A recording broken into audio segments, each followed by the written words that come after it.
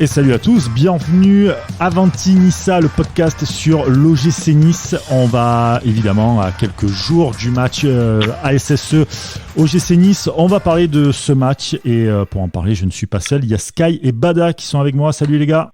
Salut Brice, salut tout le monde. Salut tout le monde, ça va ? Bah écoute, ça va tranquillement. La trêve internationale est enfin terminée. Je sais pas vous, mais plus ça va et moins je peux les trêves internationales. Je trouve ça d'un ennui, mais laisse tomber quoi. J'ai l'impression que ça arrive de plus en plus vite en plus, j'ai l'impression. Ouais, c'est ça en fait. J'ai arrêté de m'intéresser à l'équipe de France en 2014 à peu près, donc pour moi c'est un peu des vacances, des trêves internationales, c'est cool. C'est du repos. Mais ouais voilà, c'est ça. Aucun avis sur la question honnêtement. Ouais, c'est assez ouf. Mais bon, voilà, la Ligue 1, elle revient, et tant mieux. Et avec nous, pour en parler de ce prochain match de l'OGC Nice, qui se déplacera du côté de Saint-Etienne, il y a Alex avec nous. Salut Alex. Salut Brice, salut les gars. Alex, Alex, si vous voulez le suivre sur Twitter, c'est Alex Inda House 2. Et donc, tu es un fan de l'AS Saint-Etienne et tu es avec nous pour ce podcast pour parler de l'AS Saint-Etienne. On a beaucoup de questions à te poser, mais juste avant, on va parler d'un petit truc, enfin, tout petit, ridicule qui s'est passé. Bon, c'est que Dolberg est blessé, quoi. Voilà, bon. Ouais. C'est ridicule, mais ça peut avoir une petite conséquence quand même. Hein. Voilà. Il a pris un bon tacle. Ouais. Il a pris un bon tacle par Maguire, là, le boucher, là. On n'a pas de durée d'indisponibilité. On peut toujours espérer que ça fasse comme Camara qui s'est pris une méga semelle sur la cheville et qui est resté après sans indisponibilité. Mais bon, ça a pas l'air d'avoir trop tourné. Des images qu'on a vues, ça a pas l'air d'avoir trop tourné, mais il avait le sourire dans le vestiaire, donc voilà. Voilà, il est costaud le tac quand même. Hein. Donc espérons qu'il soit là dimanche, mais ça risque d'être un peu compromis quand même. On peut se serrer les fesses, d'autant plus que Guiri il a fait un câlin à Guendouzi, le Covid-2 là pendant ses sélections en espoir. Donc il y a peut-être un scénario catastrophe. On va affronter Leverkusen avec Miziane Ndoye devant. Quoi. On rigolait quand on disait qu'on à la fin des 7 matchs en 22 jours là. Qu'on allait jouer avec Sotona, Niziane et je sais pas qui devant, mais ça va arriver plus vite que prévu peut-être. Peut-être qu'on a été visionnaire, je te rends compte. Exactement. Ça pour le ça serait horrible. Bon allez, maintenant on va passer du côté du Chaudron, du côté de Saint-Etienne avec Alex. Du côté des Verts, comment s'est préparée cette nouvelle saison avec notamment... Puel aux commandes et tout ce qui s'ensuit avec des transferts un peu ratés. Juste un truc, il faudrait juste d'abord que tu m'expliques comment vous arrivez à vendre quasiment pour 70 millions sur 2 saisons et que vous arrivez même pas à mettre un ticket resto pour un joueur. Ça, va falloir m'expliquer. Alors, écoute, c'est un grand mystère que même nous n'arrivons pas à résoudre. Après, on sait qu'il y a eu des emprunts lors de la saison 2017-2018 de mémoire où ça a été une grosse saison très galère avec Oscar Garcia qui est parti. Il y a eu Julien Sablé derrière et là, on a quand même frôlé la Ligue 2. Donc là, il y a eu des gros investissements après sur des joueurs. Il y a pas mal de joueurs qui sont arrivés libres de mémoire sur Mvila notamment, Debuchy, mais c'était des gros salaires et il y a eu des emprunts. Alors après, moi, j'avais entendu parler d'un emprunt de 25 millions d'euros. Donc c'est vrai que oui, quand on voit Saliba qui part, Fofana qui part également, c'est vrai que c'est un mystère pour nous de voir aussi peu d'argent réinvesti. Alors après, il y a peut-être des choses qu'on sait pas. Il y a probablement à mon avis des choses qu'on sait pas au niveau des comptes. C'est un mystère et j'ai pas vraiment de réponse là-dessus. C'est pas le budget pour l'extension de pénis de Romeyer, du coup. On a appris dans une précédente émission que c'était lui qui avait monnayé les services de Valdemar Kita, donc du coup, je suis pas au courant des tarifs, mais 25 millions, ça semble beaucoup quand même. Je suis pas au courant du sujet là. Au prix de Saliba, il a intérêt d'avoir un bon résultat le titre. Ah ouais, putain. Non, c'est clair. Passons rapidement. Moi, j'aurais une première question à te poser. Alors déjà, je voudrais évacuer une blague que je me retiens depuis 5 minutes. Alex, est-ce que tu as des nouvelles de Aloiseau ? Voilà, bon, ça c'est fait. C'est nul, désolé. Oh merde. Voilà. Oh putain. Non, c'est nul. Aloiseau, quoi. Je t'ai laissé la faire, Brice, et tu m'as déçu. Tu n'as pas avancé. Il a pas osé. Alors, faut savoir un truc, c'est que Alex Aloiseau, l'espèce de 2 panthères de merde, là, je les déteste. Hein. Je les hais, les mecs. Hein. Vraiment. Ah, mais je t'aime bien. La liste est longue, quand même. La liste est longue, quand même. Des joueurs que je déteste ? Ah, bon, on peut faire un podcast. Oui, c'est vrai. Déjà, tous ceux qui ont marqué. Spécial là-dessus, les joueurs. Voilà. C'est ça. C'est ça. On peut faire une libre antenne là-dessus. Ça peut être sympa. Les gens, venez vous défouler sur un mec que vous détestez. Pourquoi pas, bon, voilà. pourquoi pas. Tiens, Blague je à le part, notais, ça. Alex, moi ce que je voulais savoir, c'est par extension de ce que disait Brice sur la vente des joueurs. Saint-Etienne, c'est un club qui a été quand même assez stable pendant quelques années, notamment sous le mandat de Galtier. Quand je dis assez stable, c'est que ce soit au niveau des résultats ou des effectifs. Là, il y a Claude Puel qui arrive un peu en mode pompier de service. Donc, on connaît très bien Claude Puel à Nice. On connaît ses qualités et ses défauts. On a eu l'impression qu'au début, ça se passait très très mal parce qu'il a été au choc frontal avec les cadres du vestiaire, notamment Ruffier. Je pense qu'on en parlera après. Et là, sur la préparation et le début de la saison, il y a les résultats qui ont suivi. Il y a des jeunes qui ont émergé, des moins jeunes qui ont pris du galon. On a l'impression qu'il a réussi à fédérer un peu un nouveau groupe autour de lui et qu'il a relancé Saint-Etienne. Alors peut-être à l'exception des 3 derniers matchs, du coup, on dit que c'est pas le même que début septembre. C'est exactement ce que j'allais te dire, parce qu'en fait c'est ça, on sent quand même qu'il y a un truc qui se passe et notamment autour des jeunes, parce que Puel il est connu aussi pour ça, pour savoir mettre en place un groupe avec des jeunes qu'il aime former à sa manière et qu'il est à sa main, voilà, tout simplement. Après c'est un peu aussi malheureusement le revers de la médaille quand tu te retrouves face à des équipes qui sont plus expérimentées, comme ça a été le cas face à Rennes, où là on a vu clairement la différence. Après Lens, le problème c'est qu'on est dans le rouge direct au bout, je crois, de la 20e minute, il me semble, même pas, avec Colo. Derrière on se retrouve à 9 avec Cazerie, donc voilà, Lens c'est un peu particulier, mais voilà, malheureusement je pense que ça va être aussi un peu ça va être l'histoire de Saint-Etienne de cette saison. C'est qu'on va à mon avis être correct, voire bon contre des clubs de notre standing. Après, je pense que tout ce qui va être top 6, ça va être très compliqué, parce qu'à un moment, sans expérience, tu peux pas non plus prétendre, après peut-être sur des coups, évidemment, par exemple face à Marseille, mais désolé Brice, mais première victoire depuis 41 ans, je tiens à le préciser quand même au passage.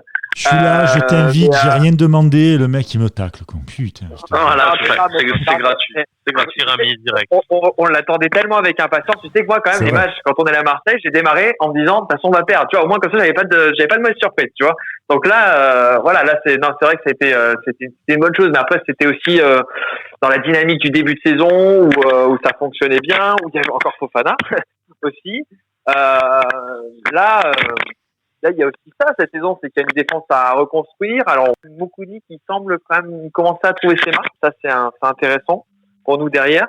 Mais oui, après, oui, pour revenir, je pense que le truc est en train de se passer avec Puel. Après, faut voir ce que ça va donner après ce mercato qui a été raté. Faut voir aussi ce que ça va donner dans une spirale négative comme en ce moment. Ça, c'est une question. Ça, moi, au début, ça allait bien, et puis on s'est tous posé la question de savoir comment ça va se passer une fois qu'on va être mené au score, parce que les 3 premiers matchs, on fait 2-0. Les 3 premiers matchs, je crois que c'est Nantes, c'est le 3e, il me semble de mémoire, ouais, c'est ça, c'est Nantes, c'est le 3e. Donc on mène aussi 2-0 à Nantes. On s'est demandé comment ça allait se passer dès qu'on allait être mené, et on l'a vu comment ça s'est passé. Dès qu'on a été mené, on a arrêté de jouer, puis il y a eu 3-0 puis 2-0, donc Est-ce qu'il y a un objectif cette saison, ou l'objectif c'est un peu de la saison pour lancer un peu le nouveau projet Puel, lancer les jeunes qui ne sont pas partis cet été? Est-ce que au final c'est pas l'objectif de Saint-Etienne cette année, tu vois, d'être entre deux eaux, faire le maximum de points face aux 10 derniers du classement, essayer de choper une place entre 6 et 12 selon les coups, tu vois. Ouais, voilà. je pense que c'est exactement ça l'objectif du club. Je pense on parle pas d'Europe cette saison, clairement, parce qu'on est en train de reconstruire avec un effectif jeune. Donc oui, je pense que l'objectif c'est ça, c'est entre 6 et 10 idéalement, voire 12. Après il y a une question aussi de budget, parce que visiblement on n'a pas d'argent à Saint-Etienne. Donc après, plus on finit haut, plus on aura d'argent pour continuer la prochaine saison. C'est pas de quel diffuseur, mais on verra bien. Ça, c'est un autre sujet. Oui, c'est ça. C'est exactement ça. Mais oui, clairement, l'objectif, à mon avis, du club. Après, je parle en mon nom, hein, donc je parle pas en nom du club. Je pense que l'objectif du club, oui, c'est ça, c'est de faire de 7 à 12. Et puis, on sait jamais, sur un malentendu, on finit 6e et on est peut-être européen avec avec les deux coupes que remportera peut-être Paris plutôt. Ouais. Voilà. Et sans parler des résultats, comme tu l'as dit, qui sont un peu en dents de scie et tout ça. Ouais. Mais au niveau du contenu, tout ça joue comment? Saint-Etienne un peu au niveau, enfin même sur toute la saison, la prépa, tout ça, ça joue comment un peu sous Puel? Bah c'était plutôt c'est plutôt intéressant, surtout avec Aouchiche, puisque ça a été le choix fort de Puel de prendre Aouchiche et d'en faire son meneur de jeu qui montre de très très bonnes choses depuis le début de la saison. Après en attaque, on a réussi à garder Bouanga et ça c'est une très bonne nouvelle pour nous. Dans ce mercato pourri, c'est peut-être notre meilleur recrue finalement. Donc oui, c'est plutôt intéressant pour le moment avec un effectif assez jeune. Après, reste à voir après encore une fois comment ça va se passer quand ça va être plus compliqué. Et notamment en ce moment. Quelle est la vision que tu as du côté de Saint-Etienne au niveau de l'OGC Nice? Pour toi, c'est un club qui fait partie du haut du tableau. C'est un club dont vous avez peur quand vous l'affrontez ou pas? Alors pour moi, Nice, c'est un club qui a vocation à jouer l'Europe, mais par intermittence, pas forcément toutes les saisons. Après cette saison, c'est un peu différent quand même parce que quand je vois le mercato qui a été réalisé cet été, c'est quand même assez impressionnant. C'est quand même un très très bon mercato. On parle beaucoup de Rennes, mais on parle un peu moins de Nice et pourtant il y a quand même des très beaux noms qui sont arrivés. Il y a Schneiderlin, Lopez, il y a aussi Gouiri. Donc voilà, donc il y a quand même un bon effectif cette saison et à mon avis, je pense que ce sera quand même un effectif pas simple à manœuvrer quand on sera en face et notamment nous samedi. Moi j'ai une question pour vous les Niçois. Ganago, quand vous voyez ce qu'il fait à Lens, vous avez pas trop de regrets? De regret oui et non parce qu'on l'a quand même bien vendu. Sur le moment, on était quand même content de la vente et du montant qu'on a récupéré. Mais on voit quand même que c'est un attaquant qu'on a sûrement un peu sous-estimé parce qu'il s'éclate. À voir sur la durée à Lens si il arrive à performer sur une saison complète. Mais en tout cas le jeu produit par Lens, le système, tout ce qui est mis en place à Lens, ça a l'air de bien lui convenir. Oui, on est un peu jaloux par contre du jeu mis en place. Voilà, c'est ça. On peut se poser la question de savoir si est-ce qu'on a tout mis à disposition pour en tout cas le mettre dans de bonnes dispositions chez nous et ça n'a pas été le cas en tout cas. J'ai cru comprendre que Vieira faisait pas forcément l'unanimité chez les supporters. Non, c'est une légende urbaine ça. C'est le moins qu'on puisse dire. C'est une légende urbaine. L'unanimité, c'est pas dans le bon sens en tout cas. Ici, c'est l'unanimité mais contre lui effectivement. Ouais, c'est ça, voilà. Ouais. Et pour en revenir à Ganago, pour moi c'est un peu comme le transfert de quand on met 8 millions sur Loïc Rémy où on le paye assez cher et c'est un pari gagnant. Au final, ça devient un top joueur international et tout. Ganago, chez nous, il avait montré des belles choses. Mettre 6 millions secs sur lui, sachant qu'il était régulièrement blessé chez nous. Et il avait jamais, voilà, il a mis 3 buts. Alors, certes, des beaux buts dans des matchs importants. C'est le Parc des Princes, c'était son jardin, par exemple. Mais, beaucoup de lance d'avoir tenté ça. Si ça fonctionne et qu'il est performant comme ça sur une saison et qu'il est épargné par les blessures, ce qui, malheureusement, n'est pas trop le cas, là, récemment. Tant mieux pour eux. Ça aurait été une belle idée de parier ça et voilà. Et si on avait eu la bonne idée de mettre 20% à la revente ou quelque chose comme ça, je pense qu'on sera d'autant plus gagnant. Et connaissant Julien Fournier, il y a des chances qu'on ait fait un petit deal comme ça. Mais là où on regrette un peu, par contre, c'est que c'était quand même notre backup en attaque. Et on le disait au début du numéro, si tu as Dolberg blessé et Gouiri malade, t'aurais bien été content d'avoir un Ganago devant, quoi. Un bon petit joker, Tu disais qu'on a fait un bon mercato. C'est vrai que sur les noms, on pense pas qu'il y ait d'erreurs de recrutement. En tout cas, de ce qu'on a vu pour l'instant, tous les joueurs ont déjà montré des belles choses. Par contre, au niveau profondeur de banc, on le disait pour rigoler au tout début, mais dès qu'il va y avoir un ou deux blessés, notamment devant, ça va être très très léger. Je pense que je te rejoins dans le sens où si tu parles en talent pur et seulement à 11 ou 13, 14 joueurs, on n'a pas grand chose à envier à je sais pas, il y a peut-être 2-3 clubs de Ligue 1 au-dessus de nous, mais après en termes d'effectifs, c'est un peu plus compliqué à mon avis. Ouais, et puis en plus, sachant qu'en plus vous allez avoir l'Europa League à jouer cette saison. Exactement.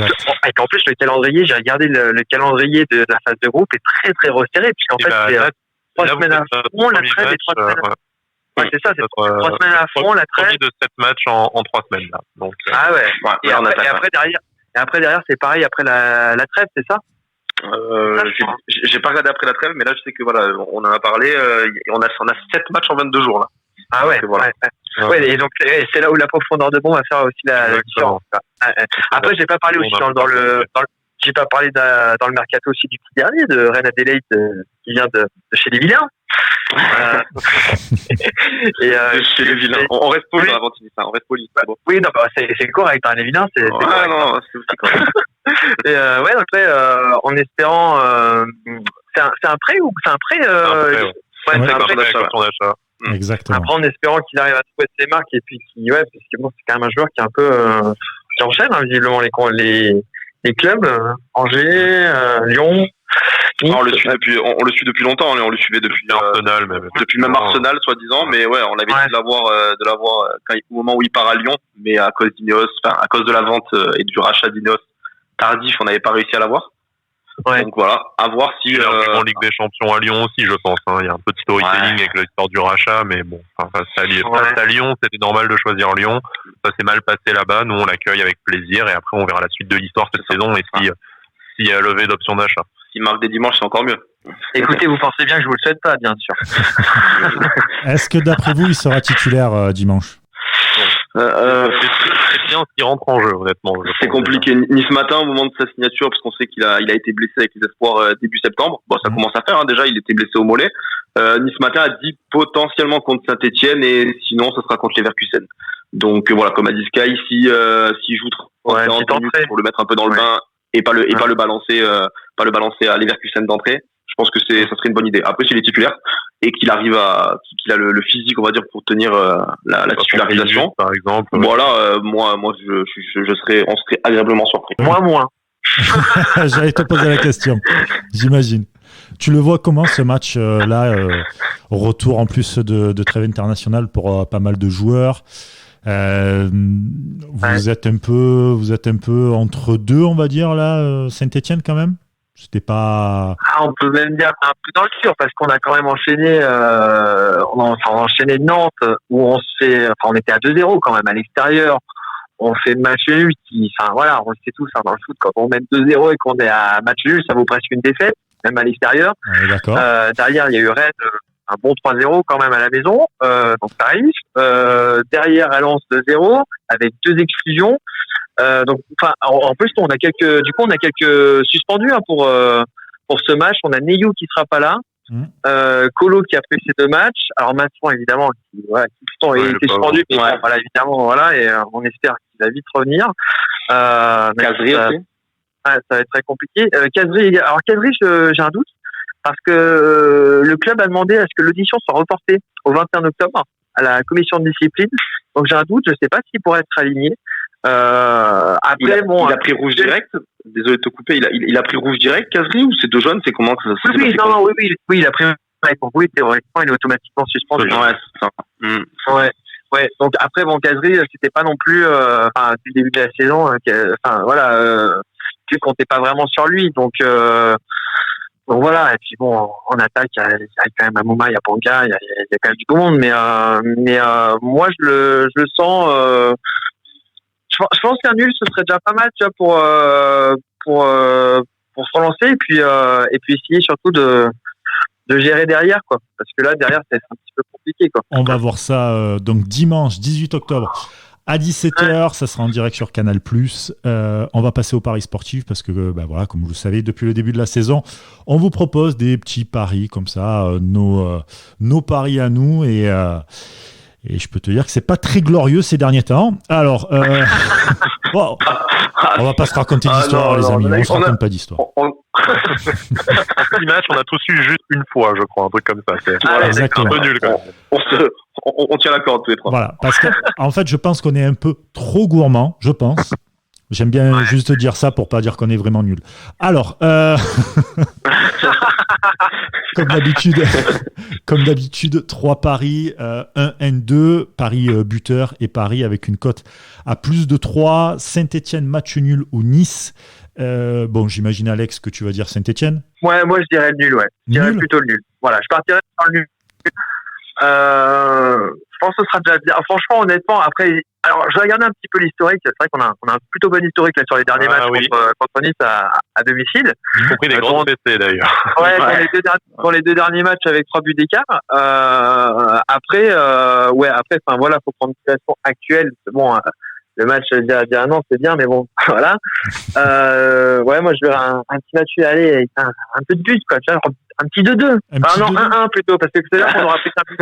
Ouais, 1-1. Il a failli prendre feu et puis s'est calmé tout seul. Ouais, Ça. tout de suite. Alors, dimanche, il nous rappelle, il va dire, en fait, 0-0, les gars. Pendant le match. Le match nul est à 3,35. Je pense aussi match nul. J'ai une théorie sur les matchs nuls. Ça vaut ce que ça vaut. J'ai une théorie, je vais vous la dire après. J'ai remarqué un petit truc. Après, voilà. Mais bon. Il nous fait un teasing, les gars. C'est bon. Mais moi aussi, c'est nul. Moi aussi, pour moi, c'est sans jeu de mots, mais ce sera un match nul. Ok, très bien. En espérant que le match ne soit pas bien sûr. Exactement. Il n'y a que Bada qui voit la victoire de la SSE. Incroyable. Non, Sky, pas moi. Ah oui, pardon, Sky. Excusez-moi, Sky. T'accuses Bada de tout aujourd'hui. La traîtrise. Je sais pas ce que j'ai fait aujourd'hui, mais c'est pas beau. Écoute, c'est comme ça. On a nos têtes. Moi, je serais tenté de mettre Victor de Saint-Etienne, parce que si jamais il y a ni Gouiri ni Dolberg, je vois pas trop comment on va marquer un but. Bon, Dante va peut-être remettre un but de la tête sur corner, mais enfin, moi, je suis pas très.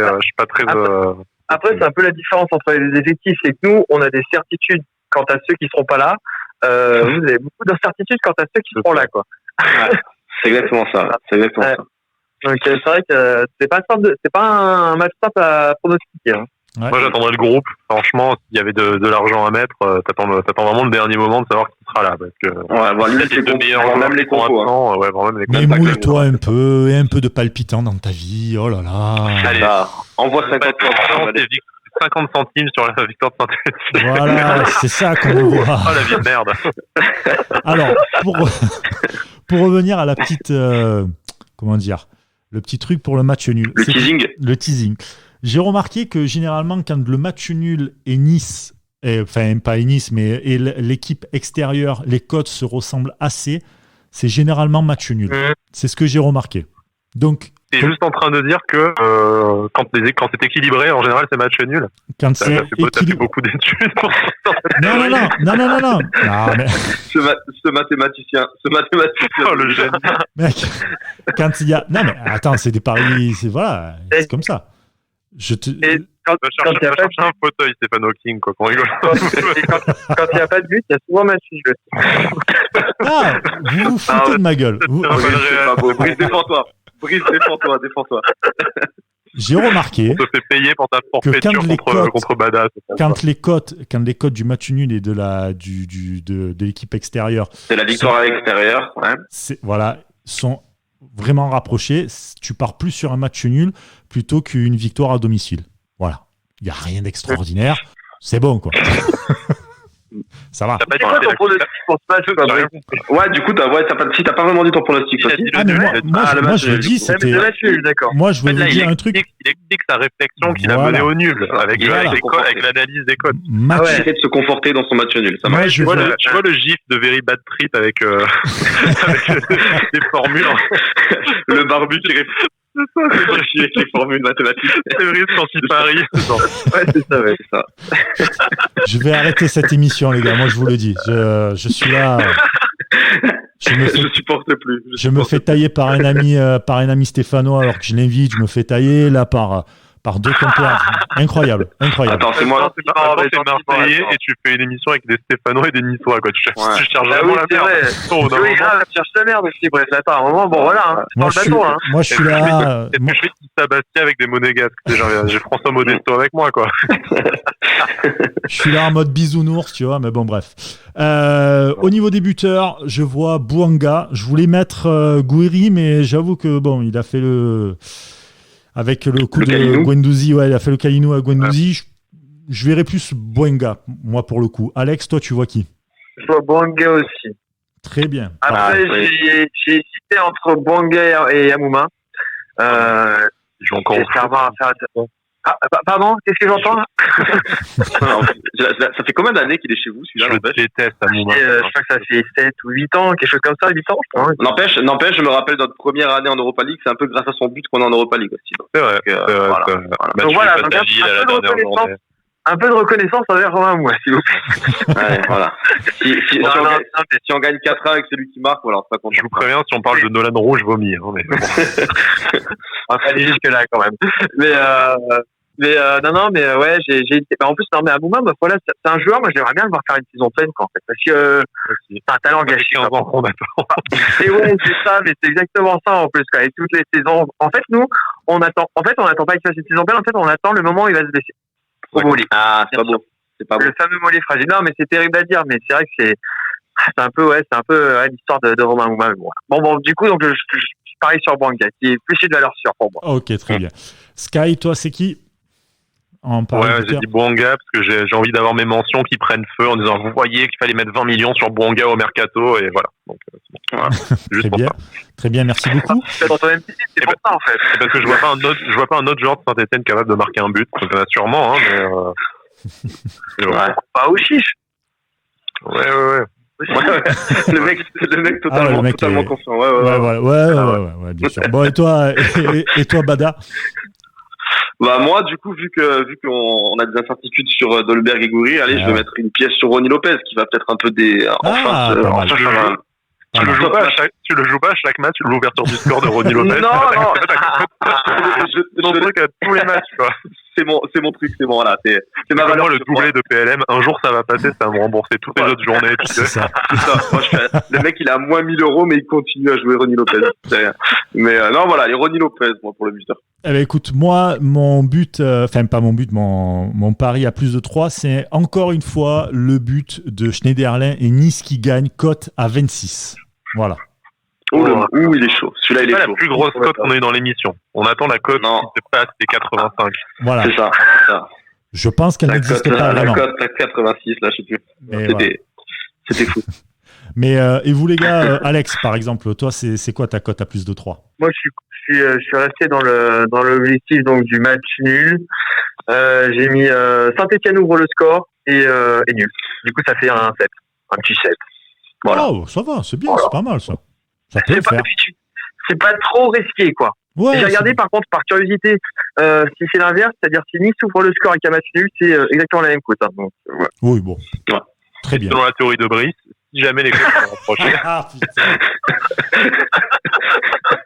Ça peut faire match nul. Ça veut dire qu'il va y avoir un match nul. Mais comment vous voulez que je puisse bien expliquer avec vous qui foutez bordel derrière? Mais voilà, c'est sûr. Et après, c'est mon micro, soi-disant. Hein, Bada, toi, c'est quoi ta cote à plus de 3?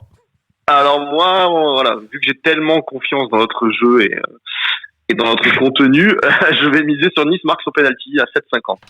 Bah écoute, pourquoi pas. C'est pas mal ça aussi. Ouais, c'est pas mal du tout ça aussi. Hein. Pourquoi pas. C'est notre seul moyen de marquer. Avec le défense, c'est intéressant. Voilà. Bon, bah écoute. On verra qui a raison.